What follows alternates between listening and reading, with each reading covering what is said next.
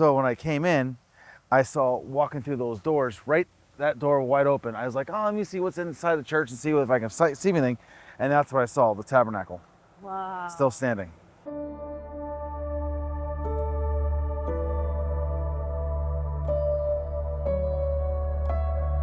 January 7th is when we fought this thing. It was only, what, a week ago? 2 weeks prior, we celebrated Christmas? I mean, your job every day is to exist in suffering. I mean, you go to alleviate people's suffering. We're here, we chose this profession because we wanted to help. It's kind of who we are. How do you find that perseverance every day to get back up and to stay in this business of being out there serving our community, despite destruction all around you? I mean, the bell rings generally on somebody's worst day of their life, and we risk our lives for people that don't look like us, don't believe in who we believe in. It's that instant gratification that we get, or at least I get, here in service. And it's something that it's hard to describe unless you've actually been on our side. And once you've had that euphoria feeling of knowing that you're helping people, it's something that's hard to describe. It's humbling, and sometimes we take a lot of it home. Sometimes we don't, but sometimes we do. And we try to just make people's lives better and then move on, become available. And then the next 911 call comes in, we got to be ready for action. So this is the viewpoint right here. It was right here. Watch these, just like if you have your shoes on, Sarah, just follow where we're walking. It should be. See, we're stepping on glass. There's glass everywhere on this entrance. I mean, everywhere is glass is burned out, but all the glass of the stations. Yes. We can see the scorch marks near I mean, right near those station middle number ones. 7. Yes. Where it didn't break. But standing right here is where the view where the tabernacle was on the back granite altar, and then where the glass that didn't break, that was where the oils were found.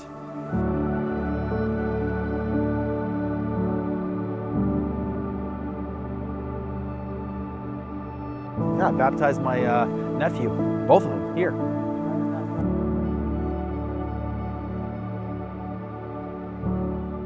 Right in the middle, there's that extra black charring, which shows that really got super hot.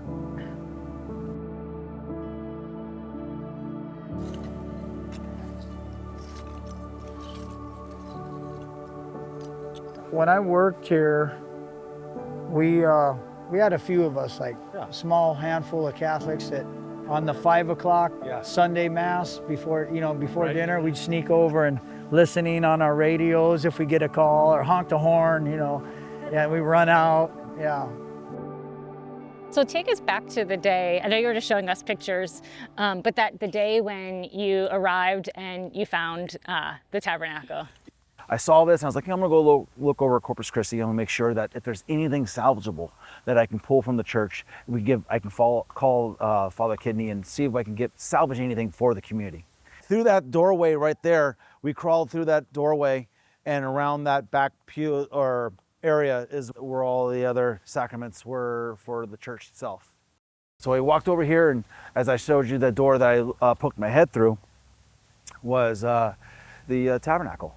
And it was like glistening right there. I was like, oh my gosh, look at what just survived. Unfortunately, the crucifix was burned, but you saw just the pieces of it through the pictures I showed you, as well as Mary. Had certain pieces you could tell throughout the church, and knowing I've been in this church plenty of times for baptism for my nephews and my nieces, just seeing that was very moving. We were able to manage to get it through over the rubble. Had another member standing right out here watching over the steel girders going, hey, if you hear anything, because the winds were still howling around 40 miles an hour that day. What were some of the most challenging things you faced? Some of the challenging things is that Unfortunately, like, yeah, our lack of water pressure was a huge one, unfortunately. But we found other means. We train and we train and we train on various situations where we have our PACE model, which is our primary, alternate, our contingency and emergency plan of, hey, your water supply just shut down. What's your alternate plan? What's your contingency plan? And it literally, it was like second nature to all the guys. I got this. We were using pools. We created dams, and we're like, okay, let's go pull that water out of that thing. And we were able to save homes. But the wind was crazy. I'm telling you, it was like hurricane winds. And I'm telling you, hurricane winds to where I'm walking like this with my helmet down, and you're literally walking like this, and you can't see. And then the smoke, that heavy, thick smoke, knowing that some of the stuff that we're gonna be breathing is definitely gonna be taking years off our lives.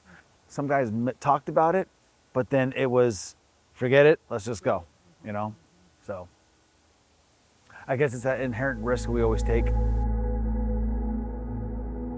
And it's interesting, some of the things that we're seeing that are most viral on social are these moments where someone sees a Blessed Mother statue in their yard that, you know, didn't burn, or, you know, the windows in here. Like, tell us about that, like walking in and noticing all the busted glass, but then nothing to the stained glass windows.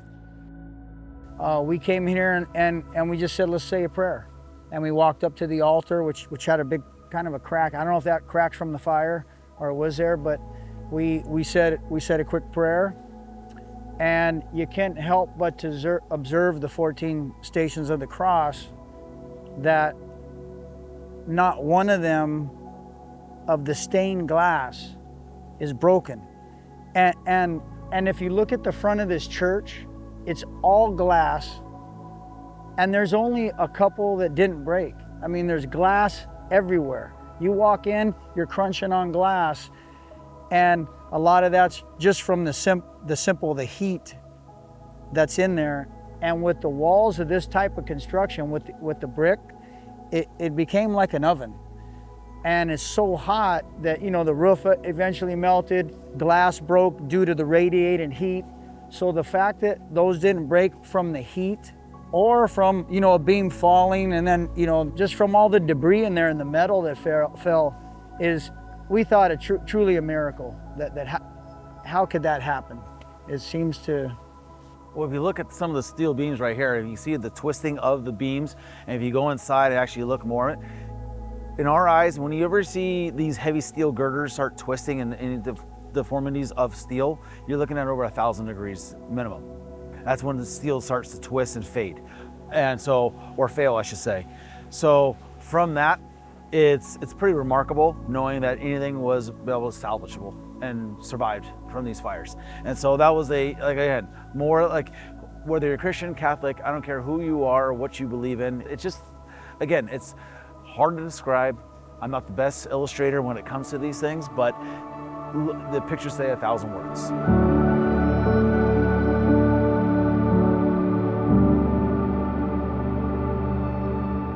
We had concrete spalling off, which it's, again, you're talking in upper hundreds, if not thousands of work. What reminds me of spalling is you're looking at where the concrete or masonry just literally starts exploding in itself. It starts failing.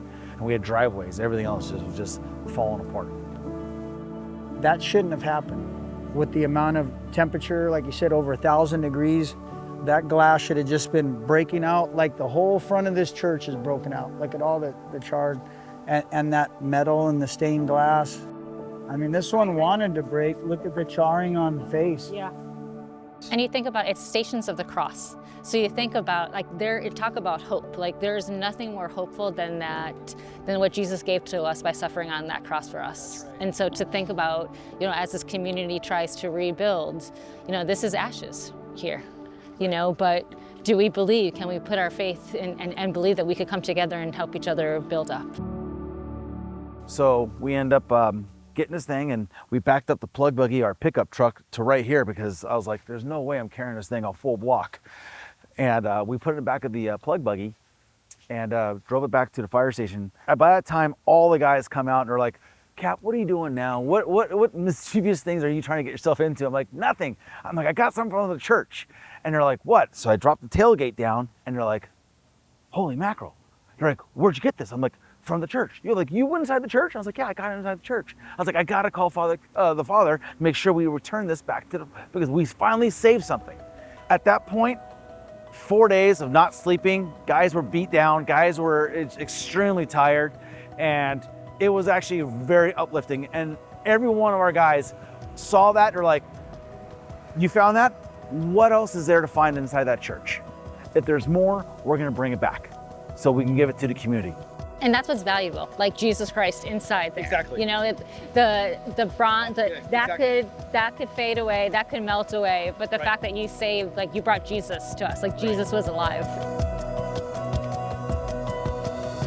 So we had the tabernacle at the cathedral the following week for our One Life LA celebration. Okay.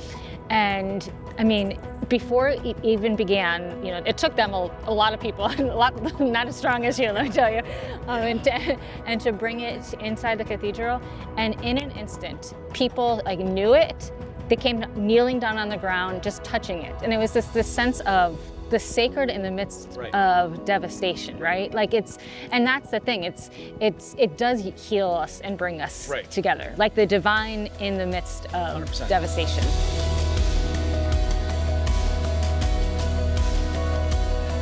Thank you for all you do. I mean, our community is so grateful.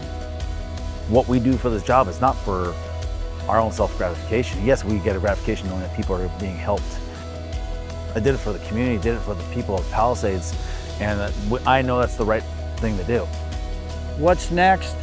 They have that's a very tough road ahead for a lot of people, but there's just so much to be thankful for.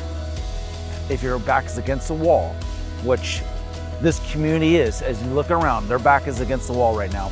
There's always someone there who's bigger than us to be able to get us through these tough times.